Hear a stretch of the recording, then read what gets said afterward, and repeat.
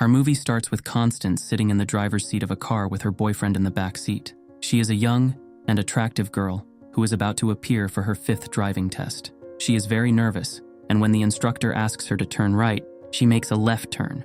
This leads to her failing the test again.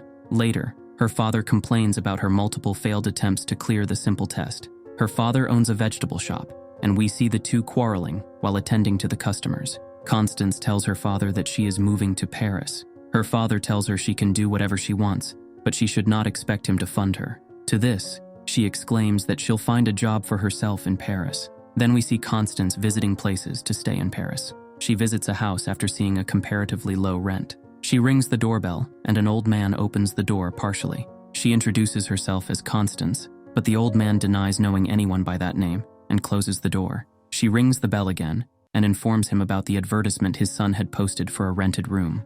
The old man again closes the door, telling her that he's not aware of this and is not looking for a tenant. The old man finally lets her in after Constance rings the bell for the 3rd time.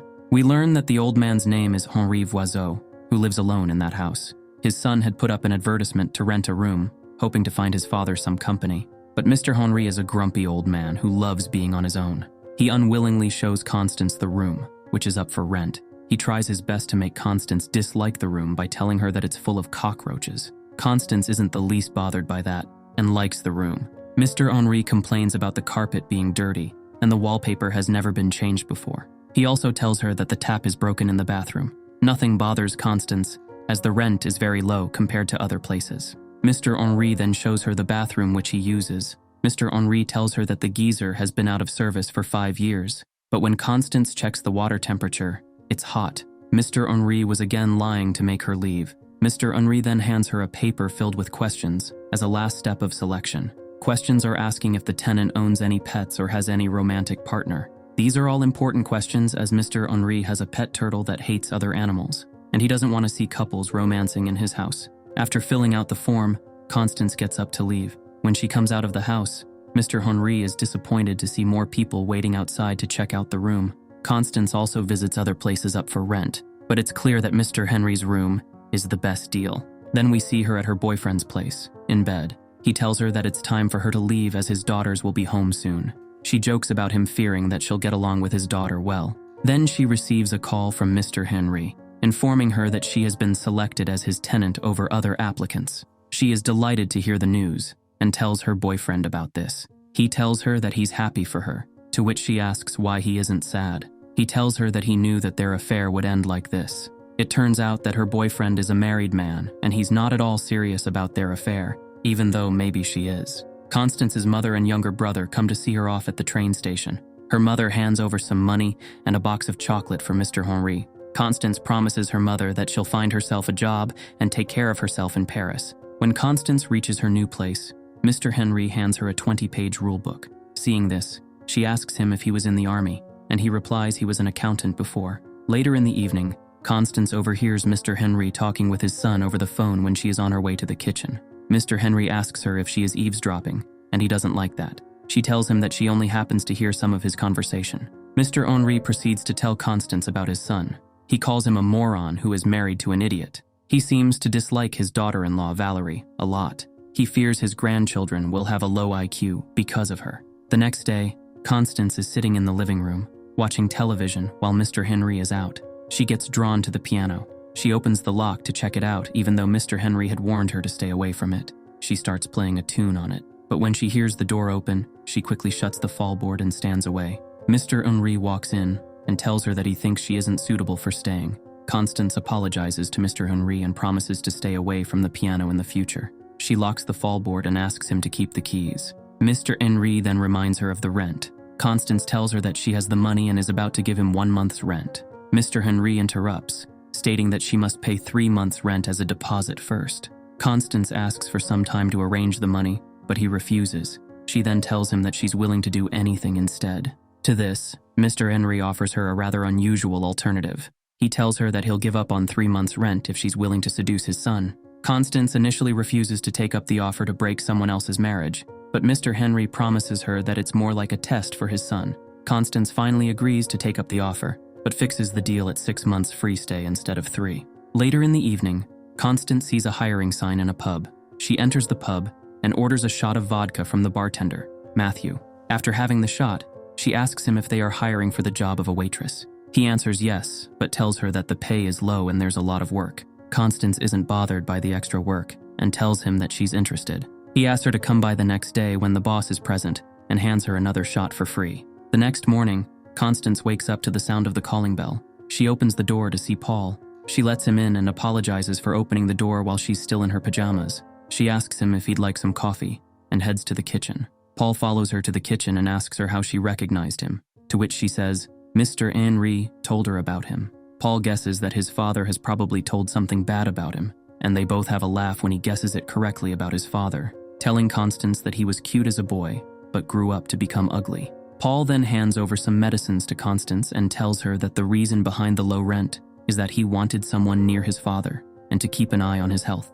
Meanwhile, Mr. Henry returns home and starts making fun of Paul. Before he leaves, Mr. Henry invites him for lunch the coming Sunday.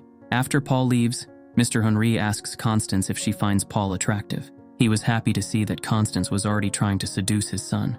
Over the next few days, we see Constance working at the pub in the evenings and studying hard at night. She also tries to build a friendship with Mr. Henry at home, but it's quite clear that Constance has never been good at studies. This makes her feel sad. Sunday arrives, and Paul comes home for lunch with his wife Valerie. Constance helps Mr. Henry, preparing lunch, and keeping his task in mind starts flirting with Paul while setting up the dining table. Paul, being a shy person, gets overwhelmed by the attention he's receiving from the young, attractive Constance. When Constance asks about the piano, Paul tells her that it belonged to his mother, and his father doesn't like to hear the sound of it after her sudden death. An argument breaks out at the dining table over this, and Mr. Henry asks Constance to play a song on the piano as a result. Everyone gathers in the living room to hear Constance play the piano. Constance plays the piano beautifully, but Mr. Henry leaves the room abruptly. Valerie assumes that he didn't like the song, but Paul tells her that Constance played the piano quite well, and this reminded Mr. Henry of his deceased wife.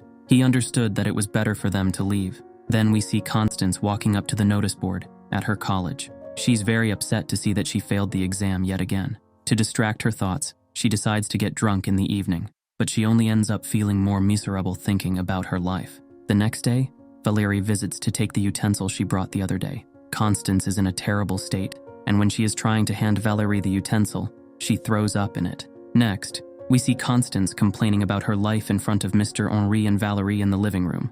She doesn't want to go back to working in her father's shop, but she's too bad in her studies to succeed. Mr. Henry advises her that she should follow her dream and do what she loves doing. To this, she replies that she loves playing the piano, but has to leave it behind because of a teacher at school. Valerie and Mr. Henry then ask her to play the piano, and Constance plays it and sings a song she wrote herself. Mr. Henry praises her for the first time and tells her that she has talent. Constance walks Valerie outside and asks how Mr. Henry's wife died. Valerie tells her that Paul's mother died 30 years ago by falling out the window, and that Mr. Henry has been living alone as he loved her dearly.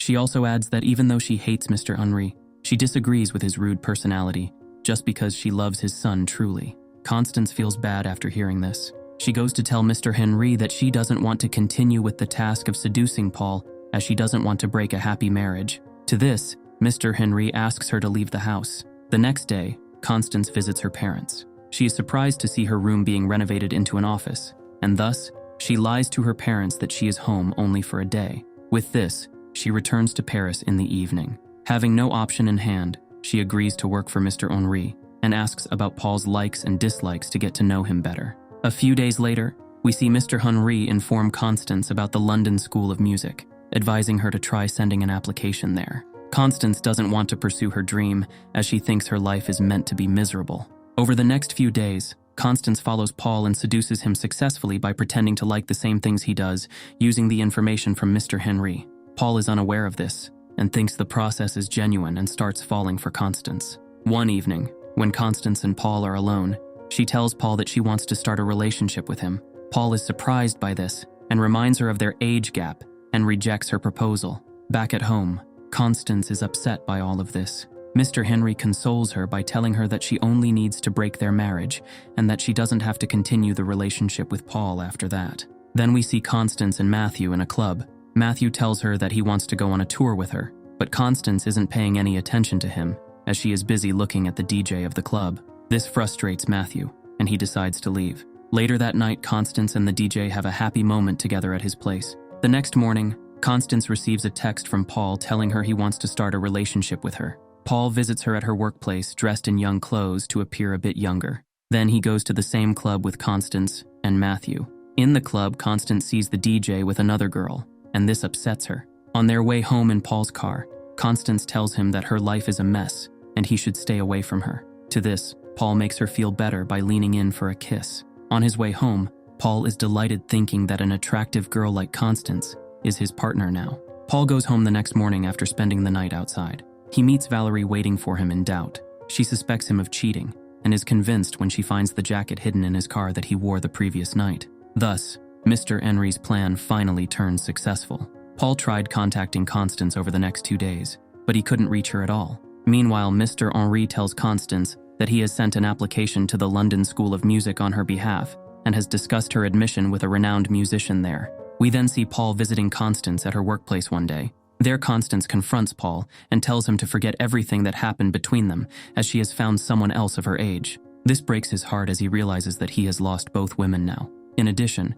his lawyer informs him that he is being summoned to the court as Valerie wants to divorce him. Likewise, when everything was turning miserable for Paul, he received a call from Valerie asking to meet him in person. When he goes to meet her at her parents' house, she gives him the news of her pregnancy. This news fixes their relationship, as both of them are happy to welcome their child together. When Paul gives the news to Mr. Henry, he isn't happy about it. This upsets Paul, and he asks him to act happy when Valerie arrives. Later, Paul also shares this news with Constance and tells her that he is happy in his life now. Constance's life was also getting better and more stable until she received a call from her father. Her father got to know that she failed her college examination, and so he asked her to return home. This upsets her, and she decides to have some drinks at home. When Mr. Henry asks her why she's upset, she tells him the reason.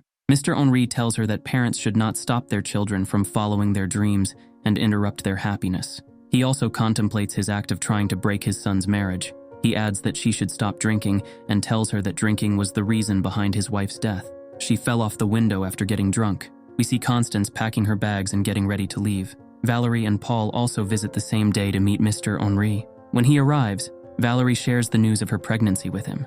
For his son's happiness, he acts happy and joins in the celebration. When the time arrives for Constance's leave, she suddenly decides to change her mind. She walks outside to her father, who comes to take her home. She tells him that she wants to stay in Paris as she wants to become a musician and not go back to helping him in his shop. Her father refuses her initially, but gives in sometime later. Over the next few months, we see Constance preparing for her entrance exam at the London School of Music with Mr. Henry. The two have grown a close friendship, and both live happily under the same roof. She leaves for London to appear for the exam, where she tries her best to clear it over the next few weeks. After some time, we see Constance returning to Paris after getting the news of Mr. Henry's death. She meets Paul at the house, who tells her that Mr. Henry was happy during his last days of life. When he comes to know that Constance has failed the final stage of the exam after clearing the previous rounds, he hands over the house to her to provide her with a place to live in Paris. He also hands her a letter Mr. Henry left for her. In the letter, Mr. Henry wrote that he was pleased during his last days as his dislike for Valerie vanished after seeing his grandchild.